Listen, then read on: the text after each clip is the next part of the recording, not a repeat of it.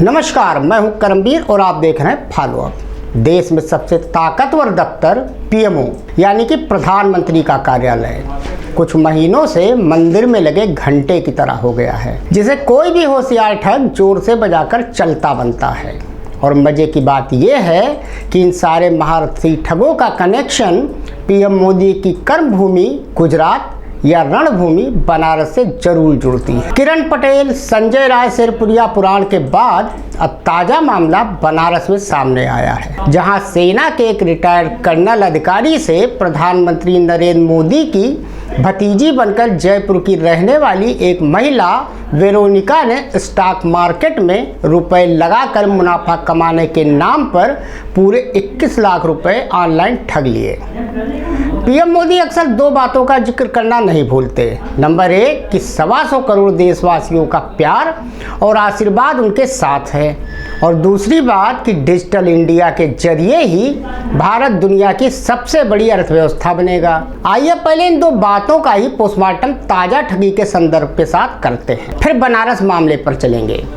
जाहिर है कि जब 125 करोड़ लोगों का प्यार और आशीर्वाद पीएम मोदी के साथ है तो उसमें ठग, संत, महात्मा से लेकर ज्ञानी ध्यानी सभी होंगे, क्योंकि पीएम मोदी ने कभी भी इन लोगों की जमात के आंकड़े उनको मिली 91 बार की गालियों की तरह अलग से नहीं बताया है। अब ऐसे में पीएमओ का ज्वाइंट डायरेक्टर बताकर जम्मू कश्मीर में कई बार भौकाली सुरक्षा व्यवस्था में मौज मस्ती करने वाला किरण पटेल हो, या पीएमओ और खुद प्रधानमंत्री मोदी से जुड़े होने का दावा करने वाला संजय शेरपुरिया, या पीएम की अवतरित कथित नई भतीजी, ये सभी पीएम मोदी के नाम का दुरुपयोग कर ठगी के धंधे को अंजाम देते रहे। कई मामलों पर चुप्पी साधने वाले पीएम मोदी ने भी इनमें से किसी भी मामले में आज तक कुछ नहीं कहा।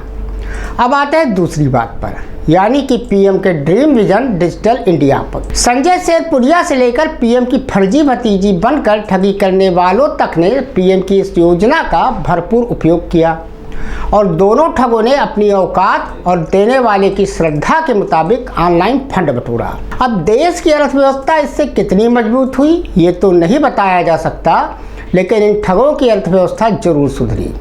रही बात पीएमओ की, तो वह दिन दूर नहीं जब पीएमओ को भी न्यूज़ चैनलों, अखबारों से लेकर गली मोहल्लों की दीवारों तक पीएम से जुड़े तथ्य विज्ञापन के तौर पर देने की नौबत आ जाए। वैसे भी आजकल पीएम मोदी के साथ फोटो के भाव का अंदाजा ठगों के ठगी की शैली से आसानी से लगाया जा सकता है। यहाँ एक सवाल देश की सुरक्षा एजेंसियों, पीएमओ की खुफिया तंत्र पर भी खड़ा होता है। आखिर पीएम से मिलने वालों या ना भी मिलने वालों की हरकतों पर नज़र रखने के नाम पर वो कौन सी मक्खियां मार रहे हैं। अब आते हैं बनारस के ताज़ा मामले पर। पीएम के निर्वाचन क्षेत्र वाराणसी में रिटायर्ड कर्नल उपेंद्र रावत के साथ प्रधानमंत्री मोदी की भतीजी बनकर एक महिला ने 21 लाख की ठगी कर ली। जांच में सामने आया कि ये बैंक खाता राजस्थान में एक बैंक का है। इसके बाद ठग महिला ने रिटायर्ड कर्नल को शेयर में इन्वेस्टमेंट के फेक रिकॉर्ड भी भेज दिए। इंस्पेक्टर कैंड प्रभुकांत ने बताया कि तहरीर के आधार पर आरोपियों के खिलाफ मुकदमा दर्ज करके जांच की जा रही है। दरअसल मामले का राजफाश तब हुआ जब कर्नल को पीएमओ ने ऐसे किसी भी महिला का संबंध होने से इनकार करने की सूचना दी। वाराणसी के नदेसर इलाके में रहने वाले रिटायर्ड कर्नल उपेंद्र राघव से उसी इलाके में रहने वाले रमेश शर्मा और बलिया की रहने वाली कोमल पांडे ने एक वेरोनिका नाम की महिला से मिलवाया। वेरोनिका ने खुद को पीएम मोदी की भतीजी बताया और रिटायर्ड कर्नल को अपने झांसे में ले लिया।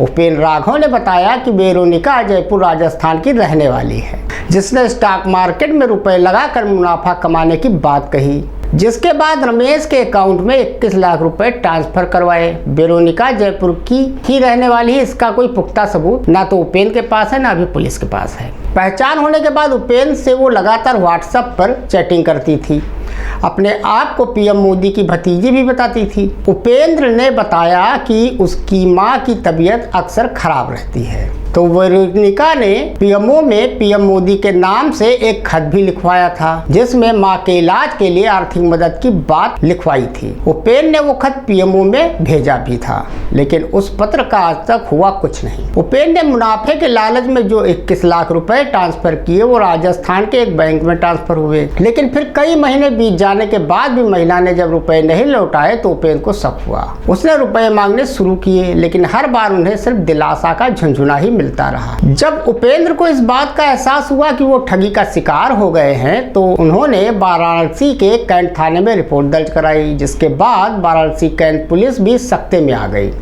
चूंकि मामला पीएम के भतीजी से जुड़ा था, तो स्थानीय पुलिस ने भी पूरी सावधानी से सबसे पहले पीएमओ से इस बात की पुष्टि की कि वेरोनिका का संबंध पीएम से है भी या नहीं। पीएमओ ने जब इससे इनकार किया, तब पुलिस ने मामले में वेरोनिका और कैंट इलाके के रहने वाले रमेश के खिलाफ ठगी का मुकदमा दर्ज कर उनकी तलाश शुरू की। अब ये बंटी बबली कब और कैसे पकड़ में आते हैं और पीएम के नाम के दुरुपयोग पर क्या कहानियां बताते हैं, ये देखने वाली बात होगी। धन्यवाद।